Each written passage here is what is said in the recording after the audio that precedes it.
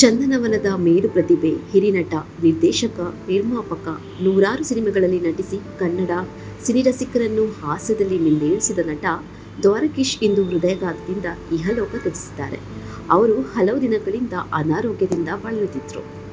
ಅವರ ಮಗ Yogesh the federal ಕರ್ನಾಟಕಕ್ಕೆ ತಿಳಿಸಿದಂತೆ ಅವರಿಗೆ ರಾತ್ರಿ ಹೊಟ್ಟೆನೋವು ಕಾಣಿಸಿಕೊಂಡಿತ್ತು. ಇಡೀ ರಾತ್ರಿ ನಿದ್ದೆ ಮಾಡಿರಲಿಲ್ಲ. ಬೆಳಿಗ್ಗೆ ಎದ್ದು ಕಾಫಿ ಕುಡಿದು ಸ್ವಲ್ಪ ಹೊತ್ತು ಮಲಗುವುದಾಗಿ ಹೇಳಿದರು. ಆದರೆ ಅವರು ಮಾತು ಕೊಟ್ಟಂತೆ ಅವರು ಹೇಳಲಿಲ್ಲ, ಮಾತಾಡಿಲ್ಲ. ಹೀಗೆ ಅಂತ್ಯಗೊಂಡಿದ್ದು ಕನ್ನಡ ಹಾಸ್ಯನಟ ದ್ವಾರಕೀಶ್ ಅವರ ಬದುಕು. ನಿರ್ದೇಶಕರಾಗಿ, ನಿರ್ಮಾಪಕರಾಗಿ ಅನೇಕ ಸೋಲು ಗೆಲುವನ್ನು ಕಂಡವರು.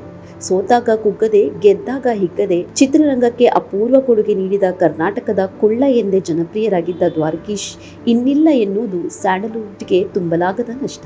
ಆಗಸ್ಟ್ 19, 1942ರಂದು ಹುಣಸೂರಿನಲ್ಲಿ ಶಾಮರಾವ್ ಮತ್ತು ಜಯಮ್ಮನವರಿಗೆ ಜನಿಸಿದ ದ್ವಾರಕೀಶ್ ಅವರ ಮೂಲ ಹೆಸರು ಬಂಗ್ಲೆ ಶಾಮರಾವ್ ದ್ವಾರಕನಾಥ್.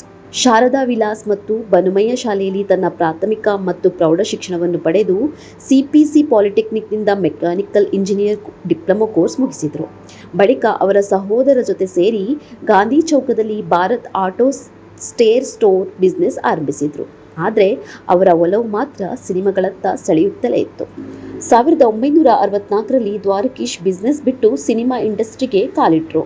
1964ರಲ್ಲಿ ತಮ್ಮ ಮಾವ ಹುಣಸೂರು ಕೃಷ್ಣಮೂರ್ತಿ ನಿರ್ಮಿಸಿ, ನಿರ್ದೇಶಿಸಿ, ಮುಖ್ಯ ಪಾತ್ರದಲ್ಲಿ ನಟಿಸಿದ ವೀರ ಸಂಕಲ್ಪ ಸಿನಿಮಾ ಚಿತ್ರದಲ್ಲಿ ಪುಟ್ಟ ಪಾತ್ರವೊಂದರ ಮೂಲಕ ಕನ್ನಡ ನಾಡಿನ ಚಿತ್ರರಸಿಕರಿಗೆ ದ್ವಾರಕೀಶ್ ಪರಿಚಯವಾಗುತ್ತಾರೆ. ಅಲ್ಲಿಂದ ಆಚೆ ತಿರುಗಿ ನೋಡದ ಅವರು ಡಾಕ್ಟರ್ ರಾಜ್ಕುಮಾರ್ ಸೇರಿ ಹಲವು ಗಣ್ಯರೊಂದಿಗೆ ನಟಿಸಿ ಸೈ ಎನಿಸಿಕೊಂಡ್ರು.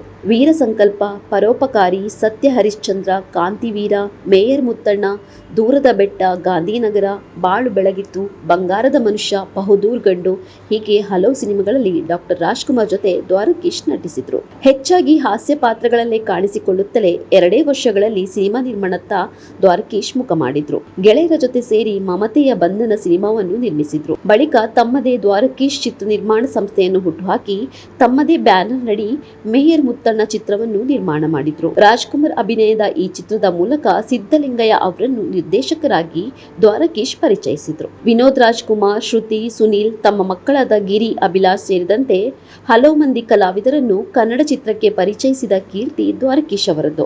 ಕನ್ನಡದ ಪ್ರಮುಖ ನಟರಾದ ವಿಷ್ಣುವರ್ಧನ್ ಮತ್ತು ದ್ವಾರಕೀಶ್ ಜೋಡಿ ಕಳ್ಳ ಕುಳ್ಳ ಜೋಡಿ ಎಂದು ಪ್ರಸಿದ್ಧವಾಗಿತ್ತು. ದ್ವಾರಕೀಶ್, ವಿಷ್ಣುವರ್ಧನ್ ಸ್ನೇಹಿತರಾಗಿದ್ರು. ದ್ವಾರಕೀಶ್ ನಿರ್ಮಿಸಿ ನಿರ್ದೇಶಿಸಿದ ಸಿನಿಮಾಗಳಲ್ಲಿ ವಿಷ್ಣುವರ್ಧನ್ ಇರಲೇಬೇಕಿತ್ತು. ವಿಷ್ಣುವರ್ಧನ್ ದ್ವಾರಕೀಶ್ ಜೊತೆಯಾಗಿದ್ದ ಬಹುತೇಕ ಸಿನಿಮಾಗಳು ಗೆದ್ದಿವೆ. ಮೊದಲ ಬಾರಿಗೆ ವಿದೇಶದಲ್ಲಿ ಚಿತ್ರೀಕರಿಸಿದ ಕನ್ನಡ ಚಿತ್ರ ಸಿಂಗಾಪುರದಲ್ಲಿ ರಾಜಕುಳ್ಳ, ಮೊದಲ ಬಾರಿ ಲಂಡನ್ನಲ್ಲಿ ಹಾಡುಗಳ ರೆಕಾರ್ಡ್ ಹೀಗೆ ಹಲವು ದಾಖಲೆಗಳನ್ನು ದ್ವಾರಕೀಶ್ ತಮ್ಮ ಜೋಳಿಗೆಗೆ ತುಂಬಿಕೊಂಡಿದ್ದಾರೆ. ಕನ್ನಡದ ಜೊತೆಗೆ ಹಿಂದಿ, ತಮಿಳು, ತೆಲುಗು ಸಿನಿಮಾಗಳನ್ನು ನಿರ್ಮಾಣ ಮಾಡಿದ ಕೀರ್ತಿ ಇವರದ್ದು. ಆಫ್ರಿಕಾದಲ್ಲಿ ಶೀಲಾ ಸಿನಿಮಾದ ಸೋಲಿನ ಬಳಿಕ ದ್ವಾರಕೀಶ್ ಹಲವು ವರ್ಷಗಳ ನಂತರ ಬಂದ ಆಪ್ತಮಿತ್ರ ಚಿತ್ರದಲ್ಲಿ ಗೆಲುವನ್ನು ಕಂಡುಕೊಂಡರು.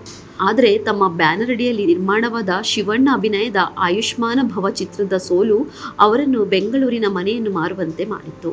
ಚೆನ್ನೈ, ಬೆಂಗಳೂರಿನ NR ಕಾಲೋನಿ, ಸದಾಶಿವನಗರ, HSR ಬಡಾವಣೆಗಳ ಮನೆಗಳನ್ನು ಸಿನಿಮಾ ಕಾರಣಕ್ಕಾಗಿಯೇ ದ್ವಾರಕೀಶ್ ಮಾರಾಟ ಮಾಡಿದ್ರು.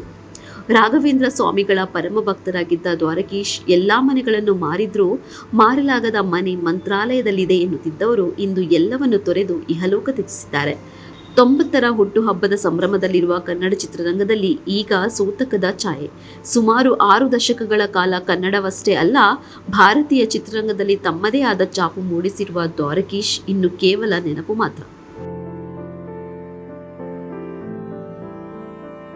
ಹೆಚ್ಚಿನ ಸುದ್ದಿ ಅಪ್ಡೇಟ್ಗೆ ಈಗಲೇ the federal Karnataka YouTube page ಅನ್ನು ಸಬ್ಸ್ಕ್ರೈಬ್ ಮಾಡಿ.